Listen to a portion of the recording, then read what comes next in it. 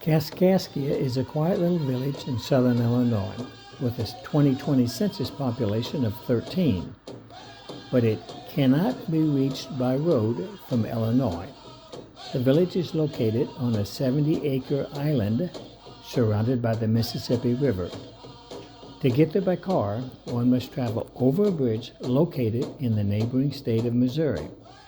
This little village has significant importance to the state of Illinois. Kaskaskia was one of the state's first permanent towns and its first capital.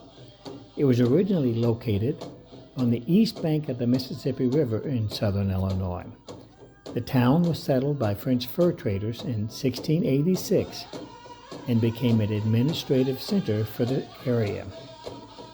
But by the mid-1800s, its importance to the state of Illinois was decimated by western migration and devastating waters of the Mississippi. Located on what is now known as the American Bottoms, Kaskaskia was at the beginning of American history an area rich in natural resources. Trees, fruits, and wild games were in abundance, all things which, of course, were needed by arriving settlers. The village's name, Kaskaskia, is an anglicized version of the tribal term Kaskaskia, which means he who scrapes it off by means of a tool. The site had been inhabited by a variety of native people for thousands of years before being discovered by European colonists. A tribe of Indians known as the Kaskaskias, part of a group of Indians called the Illinois Confederacy, lived in this area when the European colonists of mostly French descent encountered them. The history and the way of life of Illinois Indians was profoundly affected by newcomers to the area. The indigenous people had occupied the land thousands of years before the first European explorer arrived. The Europeans brought with them new ideas, customs, religion, and weapons. They brought a new mode of transport, the horse and the wheel, and livestock, cattle and sheep. They also, though, brought disease which profoundly affected the history of Native Americans. After the Europeans arrived, trade soon began.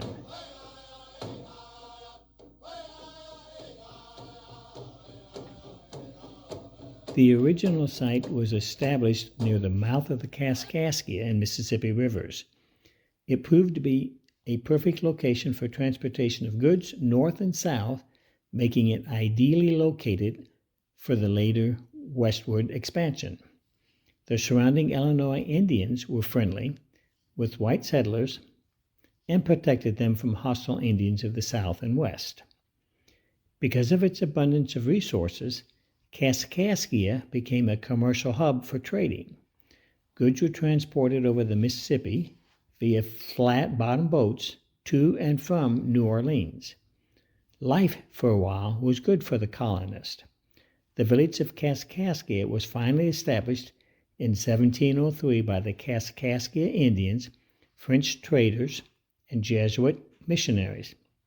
In 1718, French authorities constructed Fort de Chartres. Its purpose was to provide protection for the region and to become the center of its civil authority. It was the last French fort to fly French flag east of the Mississippi when in 1763 France ceded all its territory east of the Mississippi to the British.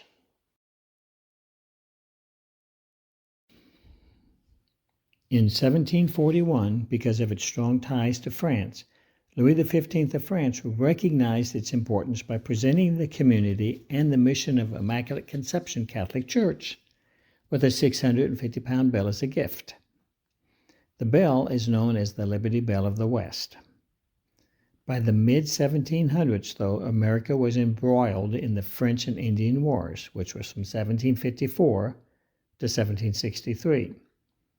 Thanks to James Fenimore Cooper and his The Last of the Mohicans novel, Many believe this event took place only in the Northeast, not in Middle America. In reality, wherever French, English, and Native Americans resided, this war found them. The village of Kaskaskia was not immune to it. The colonies of British America and France were warring with each other.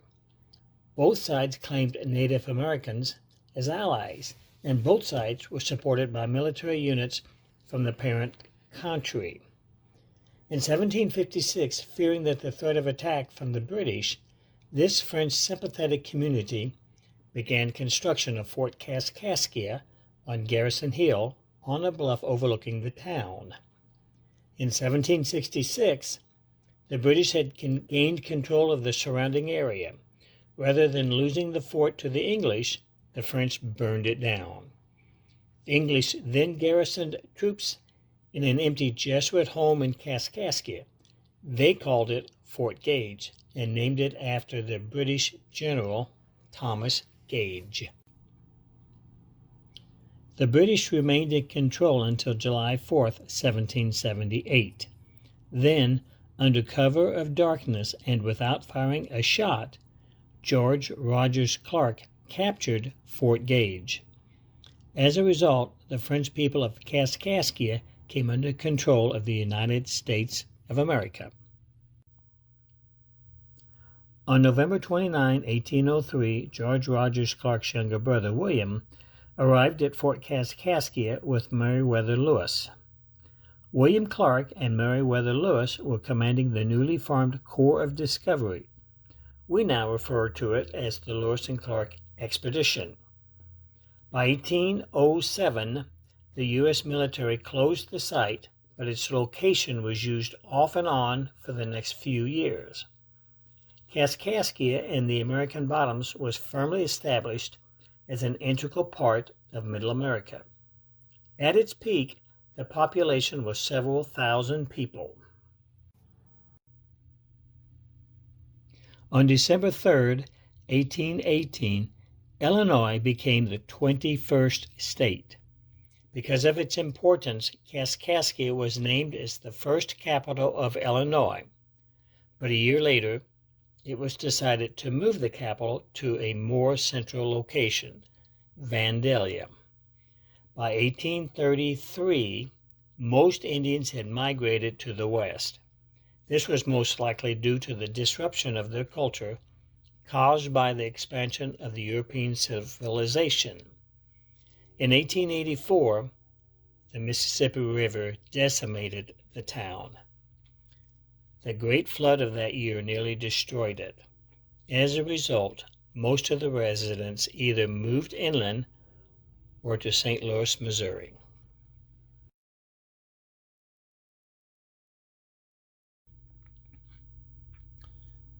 In 1881, the area suffered another great flood. This one sliced out a new channel, and Kaskaskia was all but wiped out. It was literally cut away from the state of Illinois and turned into an island in the Mississippi River. Very few of the remaining residents stayed. By 1950, there were only about 100 people left on the island. Another great flood occurred in 1993. Floodwaters reached to the roofs of the surviving buildings. The 2000 census recorded population of 9 people. Kaskaskia is still rich in natural resources today, but the topography, geography, and its original culture have greatly changed since then. Today, the island cannot be reached through the state of Illinois. It is only accessible from Illinois by traveling across the Mississippi River into Missouri and over a channel to reach the community. Today's visitors to the area will find a variety of French, British, and American Indian influences. Fort Charters is the home of one of the largest rendezvous events in the Midwest. It features military and civilian life of those living in the area around the fort in 1700s. The time when the French controlled Illinois.